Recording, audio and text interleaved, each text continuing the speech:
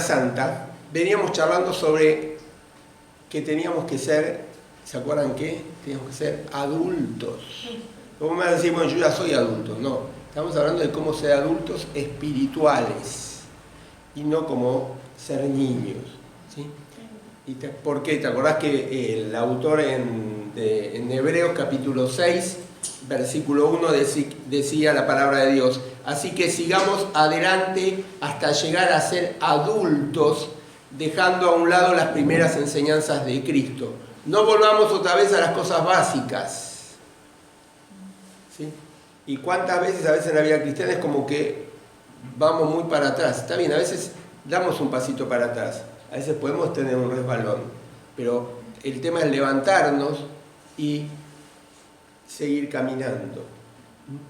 Entonces, la pregunta que yo me hacía cuando pensaba todo esto para hoy y oraba y hoy a la mañana me decía, bueno, pero nos tendríamos que evaluar, a ver, desde que empezamos a charlar esto, ¿cómo vamos? ¿Crecimos un poquito más? ¿Apuntamos un poquito más hacia esa madurez? Acordate que madurez era tratar de hacer coincidir en nuestra vida práctica aquellas cosas que ya tenemos posicionalmente en Cristo, ¿sí? Aquellas cosas que ya sabemos que somos en Cristo Jesús, que somos hijos de Dios, por ejemplo, que tenemos esperanza, que podemos no temer ante cualquier circunstancia. Bueno, madurez es tratar de eso vivirlo, es decir, vivir con la seguridad de que somos hijos de Dios, hijos del Altísimo, hijos del Rey, del dueño de todas las cosas. Vivir cada día, a pesar de que hay un mundo de inseguridad, vivir con tranquilidad sabiendo que tenemos un Dios seguro. Es decir, eso es madurez, es pasar del concepto a la vida práctica. Y es difícil, hay luchas, pero hay que ir tratando de... Fíjate que la exhortación de Dios es decir, sigamos adelante. La madurez completa la vamos a encontrar cuando estemos con el Señor. Claro. Pero nosotros tenemos que intentar acá ir progresando, ir cambiando. Ahora, no hay madurez espiritual sin compromiso. No hay madurez sin compromiso.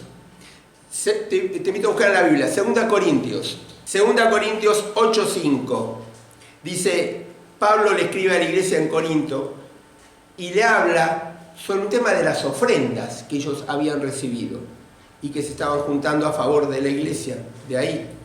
Y dice, versículo 5, y hasta hicieron más de lo que esperamos, pues se ofrecieron o se ofrendaron a sí mismos, primero al Señor y luego a nosotros, como conforme a la voluntad de Dios.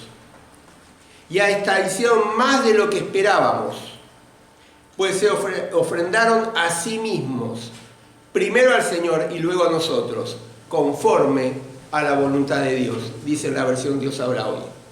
¿Qué está diciendo? Está hablando de las iglesias en Macedonia. Esas iglesias en Macedonia que habían juntado una ofrenda, y dice, estos hermanos de Macedonia hicieron más de lo que esperábamos.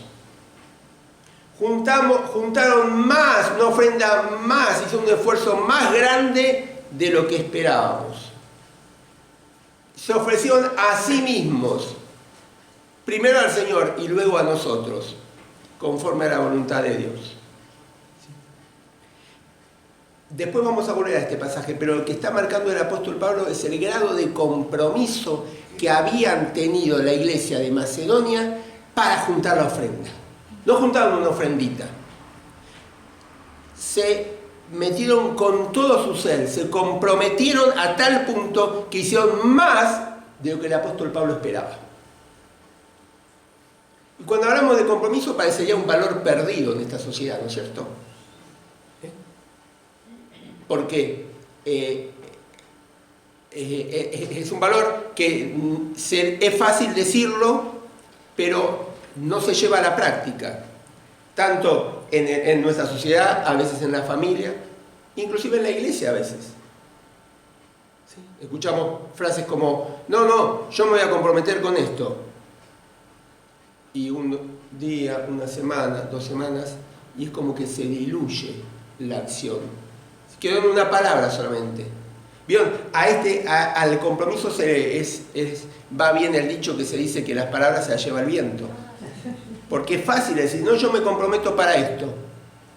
No, quédate tranquilo, yo vengo a este horario.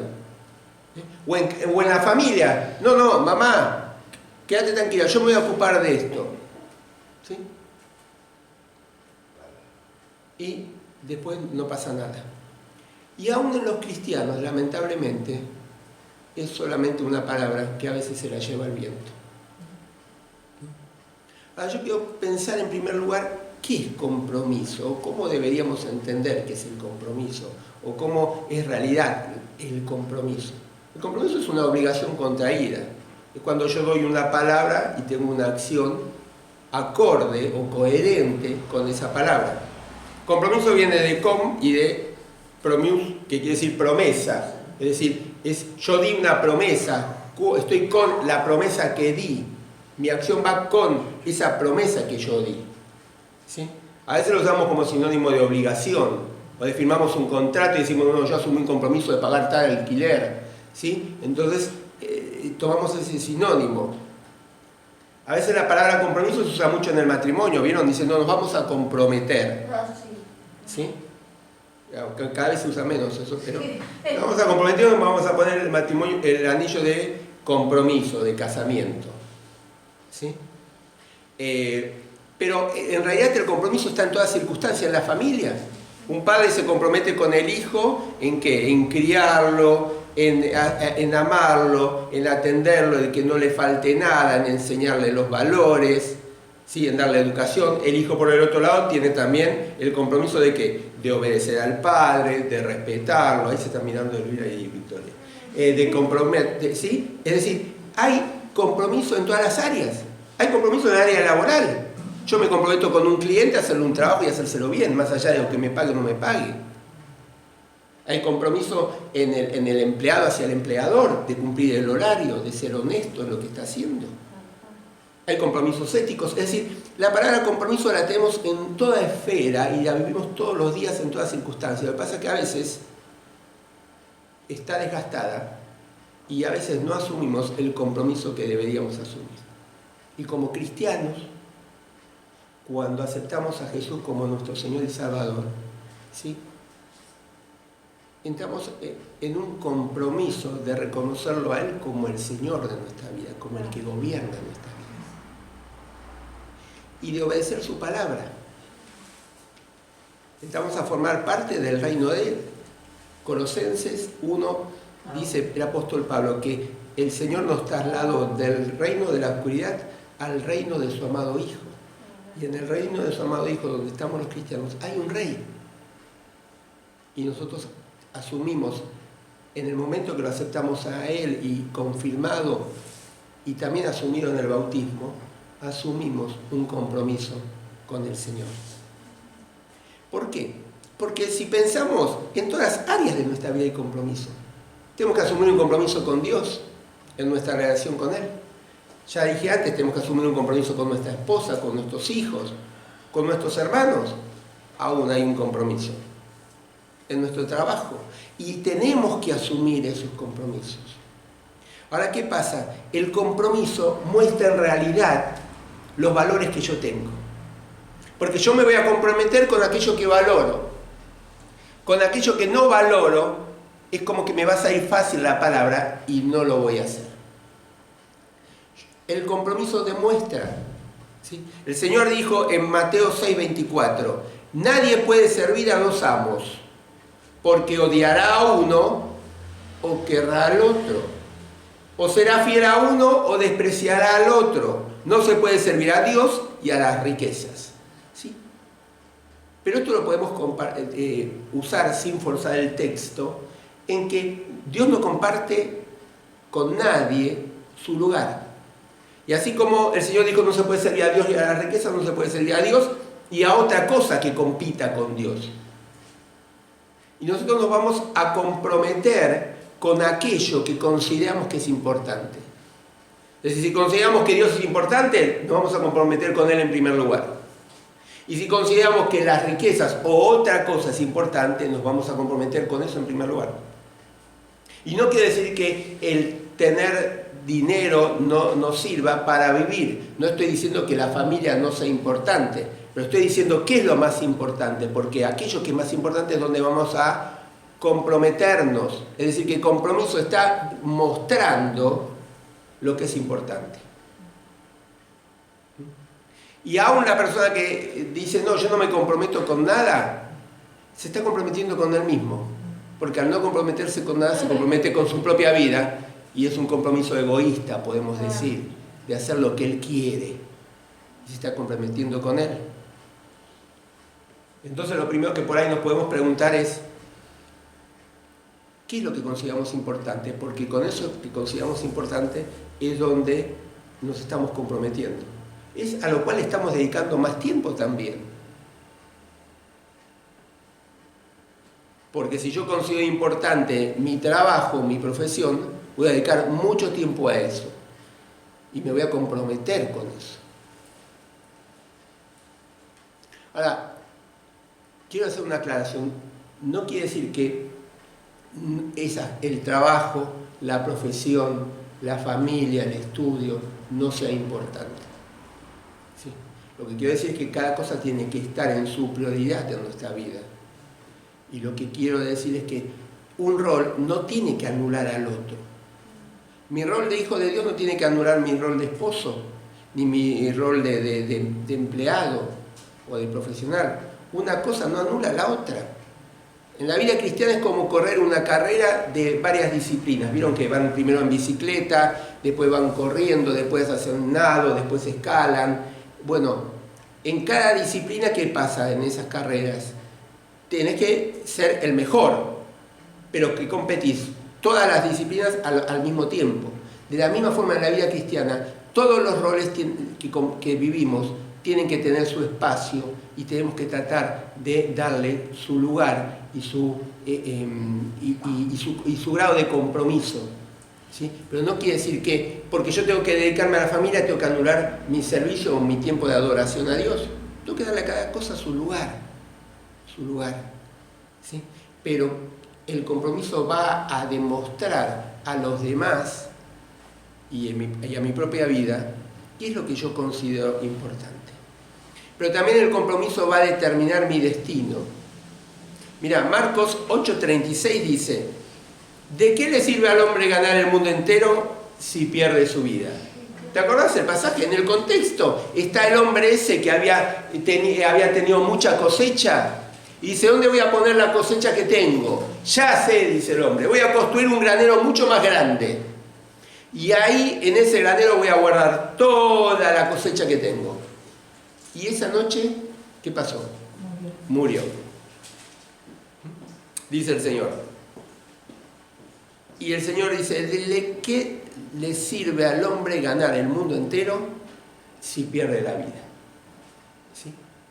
Y a veces, ¿por qué? Porque ese hombre dedicó y se comprometió a guardar la cosecha, a hacer ese gran granero para guardar la cosecha, pero sin embargo murió.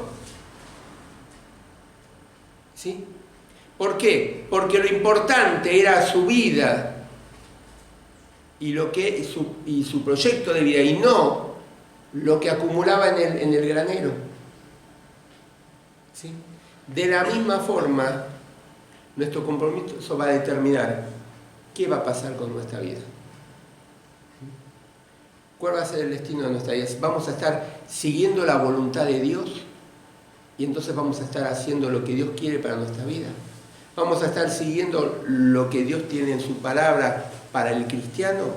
¿O vamos a estar haciendo lo que a nosotros nos parece? Y por supuesto que el compromiso tiene un precio que pagar. Y el Señor dice en Lucas 14:26, si alguno viene a mí y no me ama más que a su padre, a su madre, a su esposo, a sus hijos, a sus hermanos y a sus hermanas, y aún más que a sí mismo, no puede ser mi discípulo. El Señor está diciendo, para comprometerte conmigo, hay un precio que pagar. Y comprometernos con el Señor también tenemos que pagar un precio. ¿Sí? Porque Él, como dije antes, el Señor no comparte su lugar con nadie. No comparte su lugar con nadie. Él quiere el primer lugar. Pero el comprometernos tiene recompensas. Eso es lo bueno. Que el comprometernos con el Señor en primer lugar tiene recompensas. ¿Sí? Y las recompensas las tenemos en Mateo 6, 31 al 33. ¿Sí? ¿Te acordás? Es donde el Señor va caminando con los discípulos, y le muestra las flores y dice: ¿quién viste a las flores? Si nadie se preocupa y Dios se encarga de las flores, se va a ocupar de ustedes. Y el Señor sigue caminando con los discípulos y dice: miren los pajaritos, ¿quién les da de comer? Ellos no se preocupan ni Dios les da de comer. ¿Cuánto más va a hacer Dios con ustedes?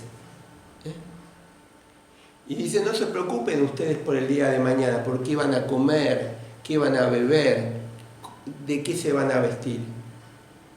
Y el Señor le dice: preocúpense, porque en eso se ocupan los que no tienen, los paganos, los que no creen en Dios. Y les dice a los discípulos: ustedes busquen el reino de Dios en primer lugar, y todo lo demás va a ser añadido. Es decir, que la recompensa de comprometernos con el Señor, de ponerlo a Él en primer lugar, es que después todo lo demás se va a añadir. Amén. Nuestro trabajo, nuestra profesión, nuestro estudio, nuestra relación familiar, todo se va a acomodar cuando lo ponemos a Él en primer lugar. Es decir, que comprometernos con Él tiene una recompensa ahora, que es que Él se va a ocupar de todas nuestras necesidades, de todas las añadiduras. Es una recompensa ahora. Pero también va a tener el compromiso tiene una recompensa en el futuro. Y lo vimos un martes cuando vimos la parábola de los talentos, ¿te acordás? Si no, puedes buscar el videito en internet. Cuando vimos la parábola de los talentos, el Señor le dijo a aquellos siervos que fueron fieles en multiplicar lo que el amo le dio, les dijo: pasen, ¿sí? Y en lo poco han sido fieles, en lo mucho les pondré. ¿Sí? Y hay también una recompensa para aquellos que nos comprometemos y que nos comprometemos con el Señor, en que si somos fieles acá en lo poquito que tenemos, en el cielo vamos a estar como puestos como buenos administradores.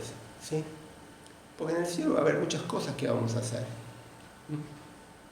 Ahí en los dibujitos y en eso que nos mandan, vemos que creemos que vamos a estar tocando el arpa todo el día en la nube, pero no es así. Va a haber condiciones similares, tal vez al Edén. Y el Señor dice a los que son fieles acá: en lo mucho van a estar administrando allá. Pero quiero, para terminar, volver al pasaje de Corintios. ¿Sí? Y como te decía antes, Pablo está exaltando, está alabando a esas iglesias ahí en Macedonia. ¿Cuáles son esas iglesias en Macedonia? Seguramente eran Filipos, podían ser Filipos, Tesalónica o Berea, que eran las tres iglesias que habían sido fundadas por Pablo ahí en Macedonia. ¿Sí? De Berea no se la nombra mucho después, solamente en el libro de los Hechos. No sabemos lo que pasó, no podemos decir una cosa o la otra, no sabemos. Pero Pablo acá está alabando a esas iglesias en esa zona, en Macedonia. Macedonia sería lo que sería la parte de arriba de Grecia hoy en día. Era el antiguo reino en ese momento de Alejandro Magno, que había sido conquistado por los romanos. Era una zona que había quedado muy destruida económicamente por la conquista. Además, cuando los romanos la toman, toda esa zona la saquean. Y había quedado muy pobre, muy pobre. Pero sin embargo, a pesar de la pobreza que tenían esos hermanos, se habían comprometido en ayudar a la otra iglesia, se habían comprometido en ayudar económicamente a la otra iglesia y dieron más de lo que el apóstol Pablo había pensado. Eso es compromiso. Y es un compromiso que ellos lo están demostrando en la parte económica, ¿sí? Pero es un ejemplo de compromiso que nosotros tenemos que vivir todos los días, porque el compromiso no depende de lo que tenemos, porque ellos eran iglesias que vivían en una zona que era muy pobre, había sido saqueada por los romanos, pero ellos habían dado con sacrificio. Fíjate que el apóstol Pablo dice, se dieron a sí mismos a Dios y luego a nosotros. Es decir, que en su compromiso era tal que se habían dado más de lo que tal vez podían. Y esto es el compromiso que tiene que tener un cristiano. Es un compromiso que no depende de lo que tenga para cumplir el compromiso. El compromiso del cristiano es un compromiso que se da tal vez más de lo que pueda, sin límites. Y lo primero que hacemos nosotros es poner límites. No, pero sí, es verdad, y en toda área. Analicemos nuestras palabras cuando hablamos, no solamente en la iglesia, en todos lados. Decimos, no, pero sí, es decir, es como que decía, ponemos la cláusula de salida, ¿vieron? Como hay a veces en los contratos, bueno, para irnos por ahí, por la excusa. Y Pablo está exaltando a esta iglesia porque dieron sin excusa. Dieron más de lo que podían. Y eso es compromiso. O Dios no se comprometió con nosotros. Amén. Jesús no se comprometió con nosotros. Como dije antes, nos mandó un email desde el cielo diciendo, te amo. No. Vino y se dio todo por nosotros. Eso es compromiso. Darse. Y creo que hoy en día los cristianos necesitamos, y hablo de todos los cristianos, no solamente de nosotros, necesitamos comprometernos. Este mundo necesita cristianos comprometidos, que se den más allá de sus limitaciones, que se den plenamente y que podamos seguir el ejemplo del Señor Jesús. Estas iglesias de Macedonia, que no sabemos bien cuáles eran, ¿sí?, quedaron acá registradas como ejemplo de un compromiso. Está bien, en base de ellos era un compromiso por una ofrenda, ¿sí?, en lo material, pero son ejemplos de compromiso. Que nosotros podamos ser ejemplo a aquellos que nos rodean. Mira qué lindo que te digan no, porque ¿sabes qué? Fulanito tal, cuando dice algo en el trabajo, lo cumple. Mirá qué bueno que sería cuando fulanito tal dice no, porque cuando mi papá o mi mamá dice algo, mira, lo hace. Ejemplo de compromiso. El compromiso es la diferencia entre la palabra y la acción. Eso es compromiso, es llevar la palabra a la acción. Y eso es lo que el mundo necesita. No palabras solamente de un mensaje del Señor, sino cristianos que reflejen la vida del Señor Jesucristo. Vamos a inclinar las cabezas, vamos a orar.